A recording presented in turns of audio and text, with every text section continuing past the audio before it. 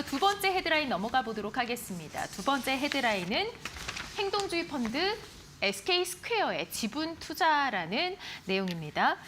자, 한국의 기업 지배 구조에 또 한 번 이제 변화의 바람이 불고 있습니다. 영국의 팰리서 캐피털이 SK스퀘어 1% 이상 지분을 확보했다라는 소식인데요.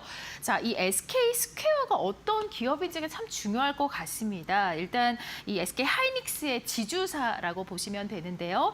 자, 주주가치 제고와 또 구조 개선을 계속해서 요구를 하고 있고 이 부분이 이제 해외 행동주의 자금이기 때문에 한국 대기업에는 굉장한 변화를 가져올 수 있다. 이렇게 보시면 될 것 같습니다.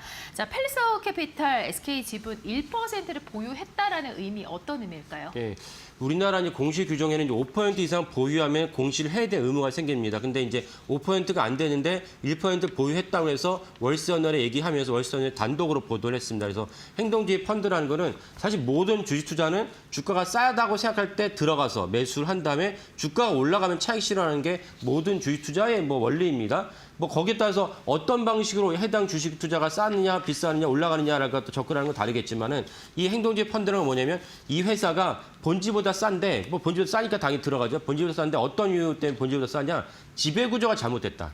지배구조가 나쁘다. 이래서 이제 주가가 싸니까 내가 어느 정도의 소액주주가 아니고 어느 정도의 이제 지분을 갖다가 가지게 되면은 거기에 따라서 이사회에 대한 영향을 끼치거나 직접 이사회에 등재되거나 그러면 사실은 이제 지배구조 바꿀 수가 있으니까 이 지배구조 바꾼다는 거는 쉽게 말하면 이제 해당 이사들이 일을 안 한다.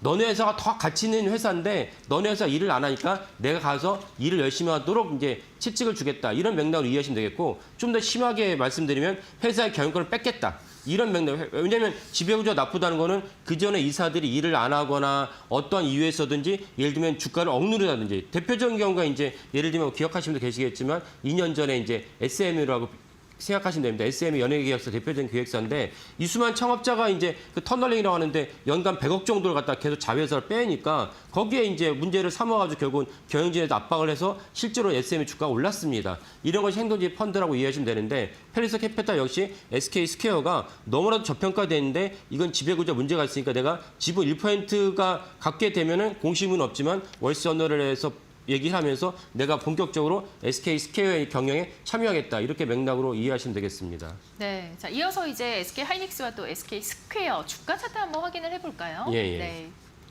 왜 주가 차트를 확인해야 되냐면 SK스퀘어가 중요한 이유는 SK스퀘어가 SK그룹의 중간 지주회사입니다. 중간 지주회사에서 가장 중요한 이제 계열사로 이제 SK하이닉스가 있는데 SK하이닉스가 많은 분들이 아시겠지만 최근에 9월 달부터 엄청난 주가를 갖다가 올라가면서 어제 종가 기준에서 307조 원입니다. 네. 엄청난 수치입니다. 그러면 SK스퀘어가 SK하이닉스의 지분 20% 갖고 있으니까 단순 계산으로 하면은 60조가 되는데 20% 갖고 있으니까. 근데 실제로 어제 종가 기준으로 SK스퀘어의 시총은 32조 불과하다. 그러면 절반으로 디스카운트 됐다는 거죠.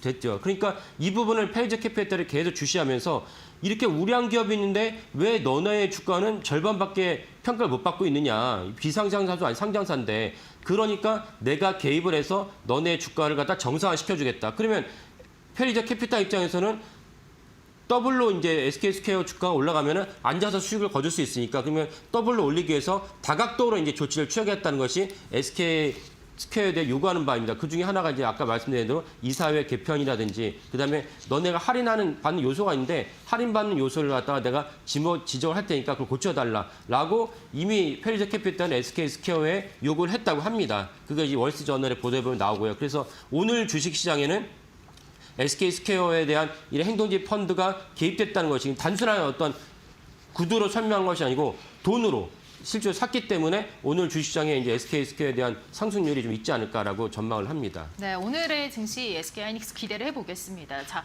지금 뭔가 요구하는 부분들이 있거든요. 아무래도 행동주의 펀드라서 그런 것 같습니다. 예, 예. 네. 그래서 이제 결국 근본적으로는 이제 SK스퀘어가 그 SK하이닉스 갖고 있음에도 불구하고 어떤 그 가치 못 받고 있으니까 가치 못 받고 있는 부분에 대해서 내가 요구를 하겠다. 그래서 대표적으로는 무엇이냐면은 결국 우리가 상법 개정하는 상법 382조 3항을 개정했는데 이사들이 회사에 대해서만 회사에 대해서는 열심히 일을 하는데 주주에서 열심히 일하지 않는다. 그런 경우 생길 때 사실은 그 이사들에 대해서 법적 책임을 물을 수 있는 게 상법 382조 3항의 개정입니다.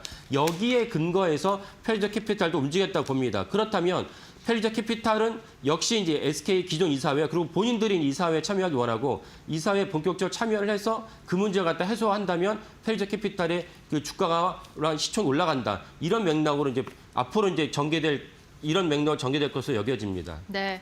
자, 한편 이제 최태원 회장과 노소영 이제 아트 재단의 이사장이 이혼 소송에 대해서 대법원 판결이 이제 곧 나온다고요. 예, 예. 네. 이제 3심 판결인데 2심 판결하고도 이제 1년이 넘었습니다. 1년이 넘었는데 이게 워낙 중요한 사안이니까 대법원에서 이제 4명의 대법관들이 이제 논의를 하다가 시간이 오래 걸릴 수 있다라고 이해는 되는데 최종적으로 얼마 전에 대법원에서 많은 사안에서 관심을 갖고 계시니까 지금 화면을 보신 분들 중에는 이제 그 주부로 일하시는 분도 계실 거고 그분들도 더 엄청난 이제 관심을 표명하고 계십니다. 단순하게 이제 주주들뿐만 아니라요. 그래서 이제 대법원에서 오늘 이제 판결 내리겠다 했는데 판결이 어떤 식으로 내릴지 모르겠지만 만약에 2심의 기조가 그대로 유지된다면 SK 경영권에 큰 변화가 불가피해 보입니다. 그러면 이제 SK 스퀘어, SK하이닉스 이런 3단계로 SK 그룹의 지배구조가 되어 있는데 SK 모회사의 경영권에 문제가 생기고 변화가 있다면 당연히 이제 SK 스퀘어에도 변화가 생길 수밖에 없습니다. 이 점 역시 이제 펠리저 캐피탈이 노리고 들어가지 않았나라고 생각을 합니다.